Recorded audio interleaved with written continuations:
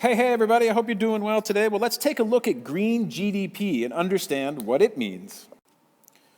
Definition: green GDP is a measure of GDP that takes into account any environmental costs incurred from the production of goods and services included in the GDP figures.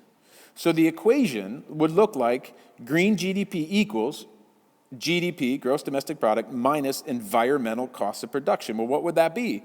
The environmental costs of production may include costs such as health, agricultural, industrial costs caused by air pollution and water pollution.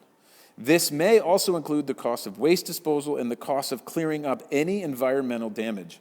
So what green GDP is, it's a pretty cool new calculation of gross domestic product that says, like, okay, while you're producing things in your economy, in your house, your domestic house, it's costing you. There's a cost involved in that production and to the environment. So wouldn't it be helpful to know country to country what sorts of environmental damage is going on relative to GDP?